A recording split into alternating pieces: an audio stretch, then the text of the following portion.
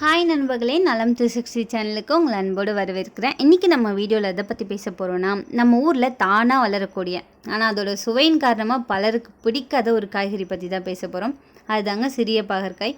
பெரிய பாகற்காயை எல்லோரும் தெரிஞ்சிருப்போம். ஆனால் அந்த சிறிய பாகற்காய் ஒரு சிறப்பான காய்கறி. சுவையில் கசப்பாக இருந்தாலும் ஆரோக்கியத்திற்கு அளவில்லா நன்மைகள் தரும். அதே சமயம் தவறாக எடுத்தால் சில தீமைகளும் இருக்குது. இந்த சிறிய பாகற்காயில் வைட்டமின்கள், தாதுக்கள் மற்றும் நார்ச்சத்துக்கள் அதிகம் இருப்பதால் இது குடல் ஆரோக்கியத்தை மேம்படுத்துது, இரத்த சர்க்கரை அளவை மேம்படுத்துது, எடை இழப்புக்கு உதவியாக இருக்குது. அது மட்டும் இல்லாமல் நம்மளோட தோல் ஆரோக்கியத்தையும் இது மேம்படுத்துது. பாகற்காய் சாறு, வறுவல் அல்லது சாலட் போன்ற பல வழிகளில் இது சமைக்கப்பட்டு சத்தான உணவுக்கு ஒரு சுவையான மற்றும் சத்தான கூடுதலாகும். அப்படிப்பட்ட இந்த சிறிய பாகற்காயோட சம்மந்தப்பட்ட மருத்துவ நன்மைகள் என்னென்ன, தீமைகள் என்னென்ன, இது யாரெல்லாம் சாப்பிடணும், யாரெல்லாம் தவிர்க்கணுன்றதை இந்த வீடியோவில் நம்ம தெரிஞ்சுக்க போகிறோம். அதுக்கு முன்னாடி நலம் 360 சேனலை சப்ஸ்கிரைப் பண்ணாதவங்க சப்ஸ்கிரைப் பண்ணிக்கோங்க. மறக்காமல் பெல் ஐக்கானை ப்ரெஸ் பண்ணிக்கோங்க. வாங்க வீடியோக்குள்ளே போகலாம்.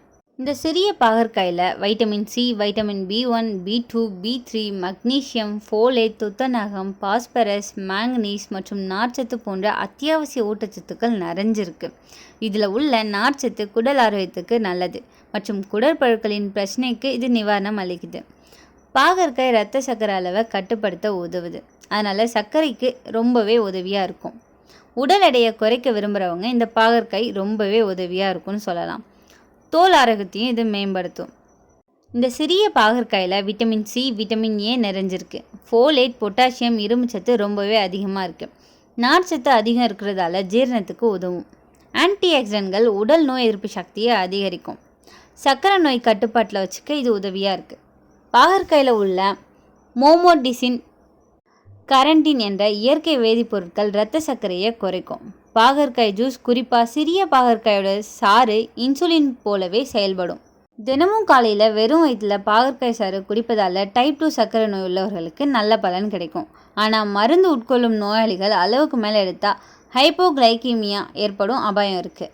எடை குறைப்புக்கு நல்லது. பாகற்காயில் நார்ச்சத்து இருக்கிறதால அது வயிறு நிரம்பிய உணர்வை நமக்கு தரும். உடலில் கொழுப்பு சேர்வதை இதனால் நம்மளால் தடுக்க முடியும். கலோரி மிகவும் குறைவானது அப்படின்றதால டயட்டில் இதை சேர்க்கறதுக்கு ஒரு சிறந்த உணவாக கருதப்படுது. இதில் விட்டமின் சி அதிகம் இருக்கிறதால சளி, காய்ச்சல், வைரஸ் தொற்றுக்கள் வராமல் காக்கும். உடலில் இருக்கும் நச்சு பொருட்களை நீக்கும் டீடாக்ஸ் உணவாக இது கருதப்படுது. இந்த பாகற்காய் சாப்பிட்றதால ஜீரண கோளாறுகள், மலச்சிக்கல் குறையும். குடலில் உள்ள புழுக்களையும் நம்மளால் நீக்க முடியும். இது ஒரு இயற்கை மருந்தாக பயன்படுது. தோல் மற்றும் முடிக்கு ரொம்பவே நல்லது. பாகற்காயில் கசப்புத்தன்மை இருக்கிறதால உடல் சூட்டை குறைச்சி முகப்பரு, சிரங்கு, சொறி, எக்ஸிமா போன்ற தோல் பிரச்சனைகளை குணப்படுத்தும். முடி உதிர்தல் குறைக்கும். முடி வேர்களை வலுப்படுத்தும். கல்லீரலை சுத்தம் செஞ்சு பித்த கருவூலத்தை சீராக்கும். மது அருந்துபவர்கள் அல்லது கல்லீரல் கொழுப்பு உள்ளவர்களுக்கு இது ரொம்பவே ஹெல்ப்ஃபுல்லாக இருக்கும். இவ்வளோ நேரம் சிறிய பாகற்காயோட நன்மைகள் என்னென்னு பார்த்தோம். அடுத்தது பக்க விளைவுகள் என்னன்னு சொல்கிறேன், நோட் பண்ணிக்கோங்க. கர்ப்பிணிகளுக்கு இது பரிந்துரைக்கப்படாது. அதிக அளவில் எடுத்தால் கருப்பை சுருக்கம் ஏற்படும் அபாயம் இருக்குது. டயபெட்டிஸ் மருந்து எடுத்துக்கொள்கிறவங்க அதிக அளவு இதை சாப்பிடக்கூடாது. அளவு கட்டுப்பாடு ரொம்பவே அவசியம். இதில் இருக்கிற அதிக கசப்பால் வயிற்றுப்போக்கு ஏற்படலாம். அதிகமாக சாப்பிட்டா வயிற்று வலி, குமட்டல், வாந்தியும் ஏற்படும் அபாயம் இருக்குது. குழந்தைகளுக்கு மிக குறைந்த அளவில் தான் கொடுக்கணும். கசப்பால் உடல் வெப்பநிலை குறைஞ்சி பலவீனம் வரக்கூடும். இந்த சிறிய பாகற்காயை நம்ம எப்படி சாப்பிடலாம்? வறுவல், புளிக்குழம்பு, பொரியல், வத்தல்னு பல வகையில் சமைக்கலாம். பாரம்பரியமாக பாகற்காய் சாறு தேனோட கலந்து குடித்தா பித்தம் குறையும்னு சொல்கிறாங்க. பாகற்காய் விதையை பொடி செஞ்சு சாப்பிட்றதால குடல் புழுக்களை நம்மளால் நீக்க முடியுமா? இந்த பாகற்காயில் இருக்கிற கசப்பான சுவைக்காக இதை தவிர்க்காமல் அளவோடு சாப்பிட்டா உடலுக்கு பெரிய பலன் இருக்குது. நோய்கள் வராமல் காக்கிறதுக்கு இயற்கை மருந்து தான் இந்த பாகற்காய். ஆனால் அளவு மீறினா சில பிரச்சனைகளும் வருன்றதுல கவனம் ரொம்பவே அவசியம். கசப்பானது தான் ஆரோக்கியத்தோட இனிமை அப்படின்றத நம்ம மறக்கக்கூடாது.